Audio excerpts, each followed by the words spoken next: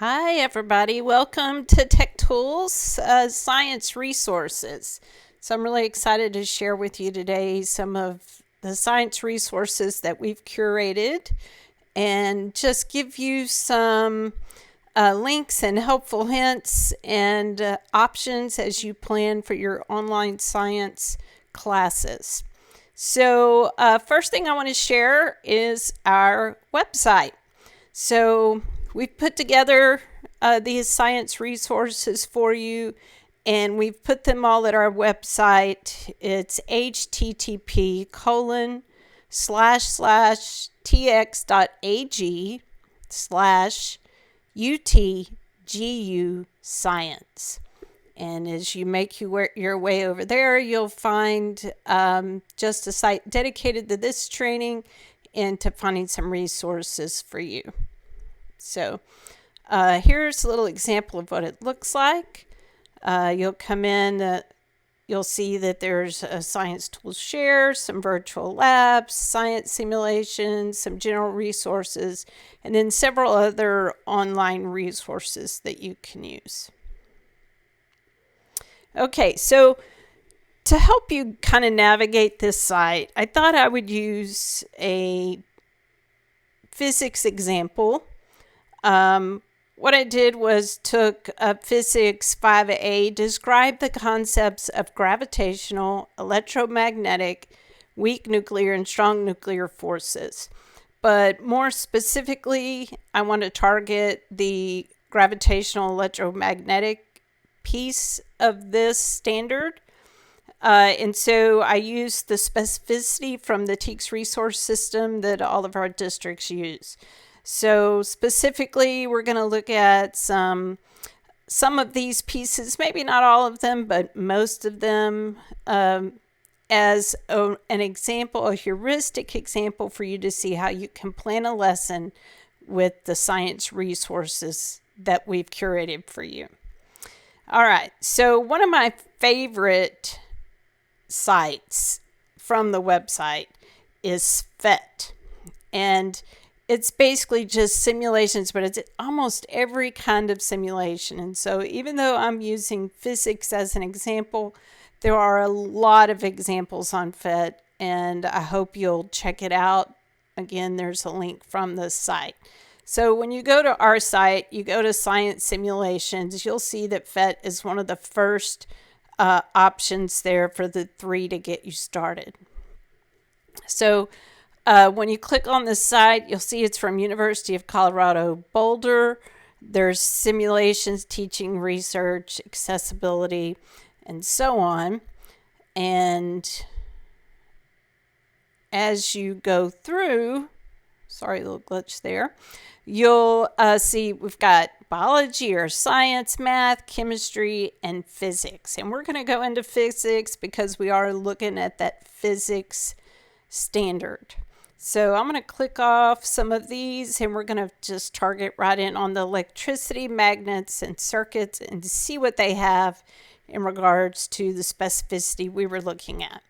So one of the things on our specificity was magnetic fields. So I'm going to look at charges and fields and show you a simulation from there. So you'll see from PhET, you can download, you can embed. They actually kind of give you a description and some learning goals if you want to use those in your lesson. A lot of pieces, not just a simulation, but for a lesson. And you can download those teacher tips. They even give you like a video overview of how to do the lab or the simulation. And then activities that other teachers have done and submitted just for the simulation. So lots of resources for you here. I hope you'll go check out PhET. But for now, I want to go up and look at our electric field simulation. So let's pull this up. Please know I am not a science teacher by any means. So if I say something that's wrong, you'll just have to forgive me. But I do know we're looking at positive and negative charges So I'm going to put a positive one up here and a negative one up here. And we're going to look at the field. So you can see which direction it pulls. Just physics people don't have panic attack when I talk about things like that. Voltage, values. We can even look at a grid to help us. I know whenever you do this, you do some kind of distance calculation, and they even have a little tape measure over there. So we'll look at how when we drag it around, the difference the arrows make and the kinds of charges. There's a sensor, so we stick that sucker up there and it just tells us when we're here what the pull is and in which direction, and as we move things around how that changes. So that's pretty cool.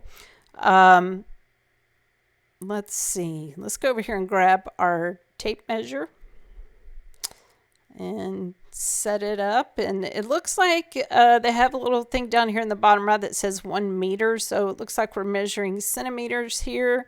So that's just to simulate for you what the distance would be. So as your kids are working on their labs, they can give you some different options. You can give them some direction on how to set it up, how far apart these need to be.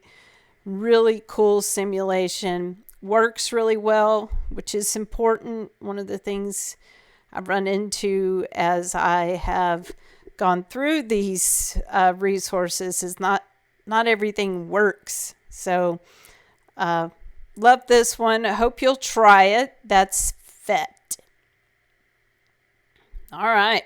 So we looked at a magnetic field in our physics example. So we're going to go look at some more pieces of this from the specificity. So another one that I love is the PBS site. So let's go there. So back on our simulation page, you'll see the PBS Sim bucket. And the Sim bucket is basically simulations.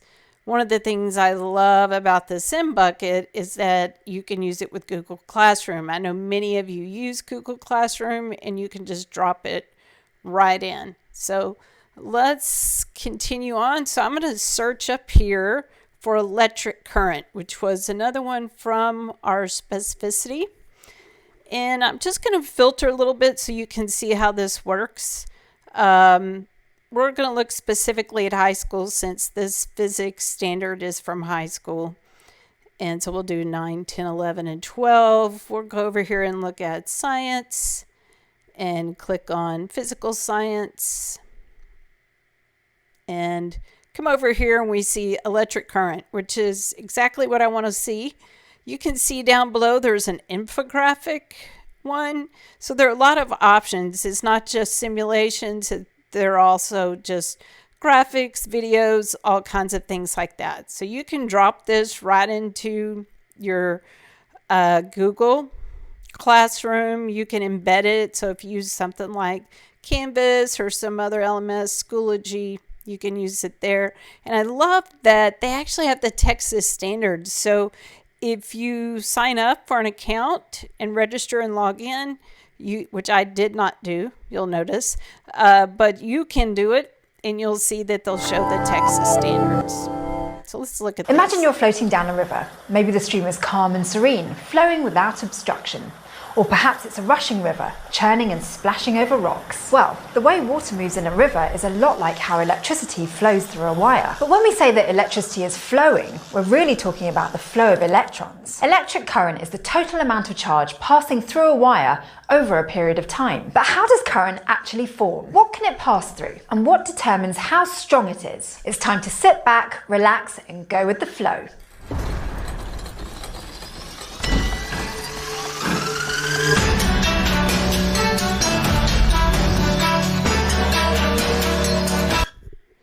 All right, pretty interesting. So just a video discussion about how currents work. There are a lot of other options on this PBS piece too. So go check out PBS. So far we've looked at magnetic fields, electric currents. Let's see what else we can get into. So the next one I want to look at is gizmos. So from our site, you'll go on the simulation page. You'll just scroll down a little bit and click on gizmos. And then there's a link it'll open up. And it's Explore Learning, but they call it gizmos. So just know that there's kind of two names there. But you can just go in and find what they call gizmos, which are their simulations. I'm going to put in induction because that was one of the ones that we were looking at in the specificity. So I think here I'm going to pick magnetic induction. So you can kind of see, I guess a gizmo is the simulation. So I'm going to launch it here. Takes a minute to load. So this is going to be the old compass current examples. So if we drop, we can put our value at the probe. So wherever that is, it'll calculate. Let's put out some compasses. There's a great video I'm going to show later of kind of where this experiment comes from. It's a little more about a magnetic field here, but all right. So as you can see down below, the battery, as I increase the current, you'll notice it turns upside down once I pass 0. And you'll notice the compasses as they turn either toward the field or away from the field. So another really cool simulation. That one's from Gizmos. So that one was induction. And it's really more about the concept, but you would, of course, have a lab that accompanies that. But that's just another great simulation there. All right. So another one that I really like is Exploratorium. So every now and then we'll have our Gear Up trainings in San Francisco, and that's where the Exploratorium is. It's a really cool place. But now that everything's virtual, they've actually gone online, and they have a lot of really cool resources for you there. So I'm going to go up here and put in electromagnetic forces, another one from our simulations. And scroll down here. I want to look at physics, even though I've already see what I want. So I'm going to click on electromagnetic anti-gravity. And so this is just what they call a snack. And it's basically, they're not doing a simulation for you. They're telling you what you need to do a lab. So here are all the materials you would need, really specific examples, how to assemble it to do the lab. So some of this you may do ahead yourselves. You might send this home to your kids and say, hey, parent, if you want to do a really cool lab with your kids, you could do this. And just the step-by-step examples as you go through this. So, and the stuff you should notice as you go along the way. What's going on and how to go further. So, I love this Exploratorium. It's kind of a makerspace approach. And there's some others that are kind of makerspace, focused. So, if you're really into that, if you have a makerspace for your kids, when you're back face to face with all of them, be a good place to do it. All right. So here we are. We just have a few left in our physics examples. So I want to keep moving forward with that and take you to the National Science Digital Library. So if you haven't found this gem, you need to get over there right away, because though this is not where a lot of things are housed, it's a great place to curate resources and you can go find them in other places. So I encourage you to go look there. So from our side, again, you're going to go to General Science Resources and go to the NSDL. And we're just going to type in electrostatic force. That's one of the ones we're missing. All right. And so when we look here, you'll see there's several options. These are all external sites, but you'll see there, when I go to physical science and physics with my electrostatic force, there's 50 something results. A lot of them are, well, I click on a high school. Here we go. Here's some more. The MIT stuff, which we're going to look at some of the MIT stuff more in a minute, but they have a lot of open source pieces. Anyway, I wanted to show you this, basically this searchable database to go find these resources, and you can search them. A lot of MIT stuff, field simulations, more physics from MIT, and so on. All right, so let's go to our next one. All right, we've covered a lot. Let's see what's left. Oh, an old standby, an old favorite that always gets the job done. Whenever I want to understand something conceptually, or I want my kids to understand something conceptually, I go to Khan Academy. They do such a great job. If they can't do it with the old whiteboard explanation, they're going to use a simulation, and it's going to be amazing. So from our site, just go to General Science Resources, click on Khan Academy, takes you to khanacademy.org, and I have my own classes set up. You would, of course, want to have your own account, and then you just go in and search in what you're looking for. So I'm looking for the relationship between electricity and magnetism. That was the specificity, and look at that.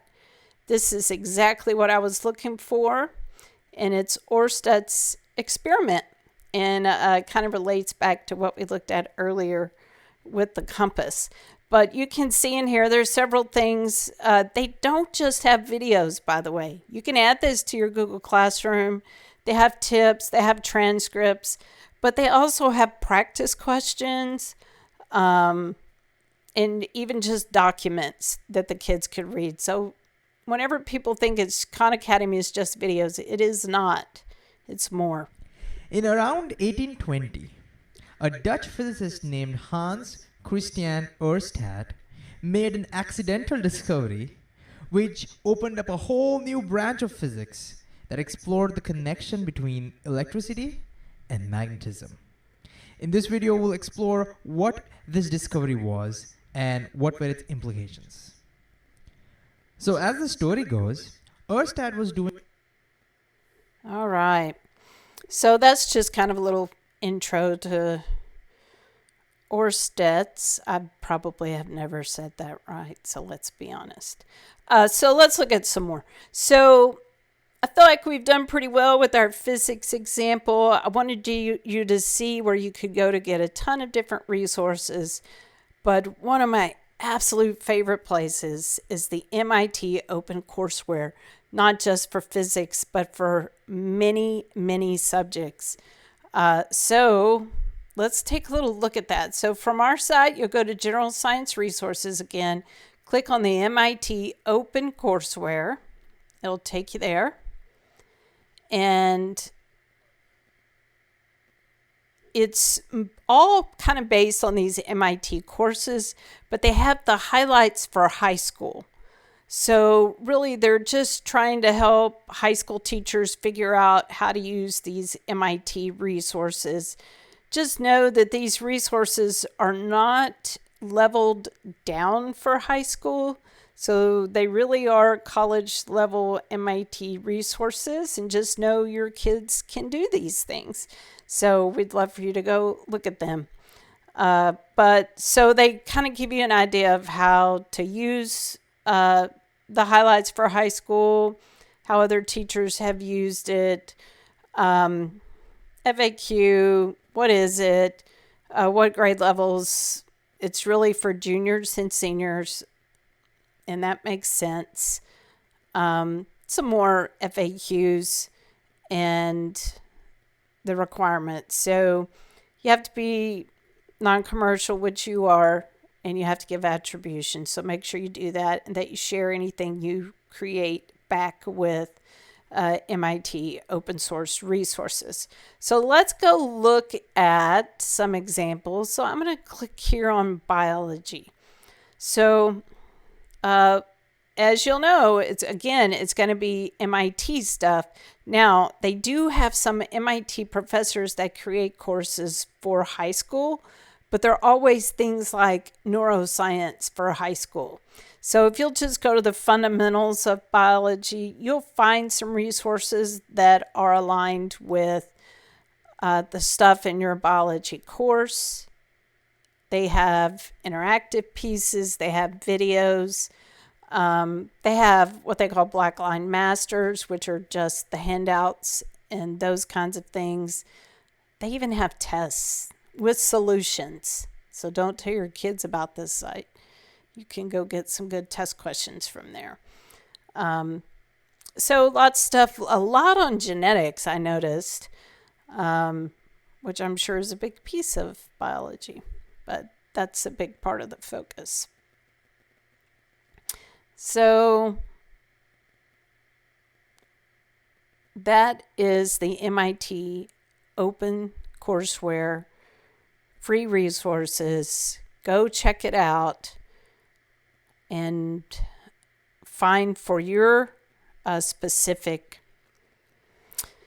course some free resources. All right, so we have more free resources for you. And one of the things we've done is we've set up the Science Tool Share. So what I want you to do, and after we finish this video, you're going to continue in the learning management system. But I want you to review the tools that are there, and I want you to share with us one that's your favorite from the Science Tool Share and why. And then I want you to share a tool. So part of getting credit for this course is for you to go find a science tool that's not on the list and not on the website and share it with your colleagues. So this is how you will do it. Well, I was going to go to Universum where I'll come back to that. So this is how you do it. Hold, please. We're getting there. So this is where you'll review the Science Tool Share. Then you'll click New Entry. And then you're going to get a Google form, our Google form, and you can put in the name of your tool. So I'm just putting in Khan Academy as an example here. The web link, it has to be a URL that works. So you'll notice mine's not working. So I have to go back in and put in http://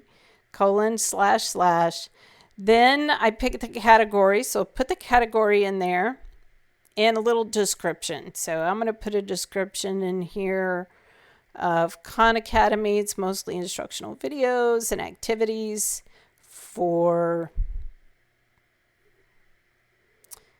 science. All right. So hit submit, and that tool will pop up on our list. So each of you that takes this course is going to be contributing back to the course. So I'm really excited about that. So from here, you're going to go back to the LMS, and you're going to review on the website the science tools from the Science Tools Share and tell us one that's your favorite. Then I want you to share one with everyone else. Thanks, everybody.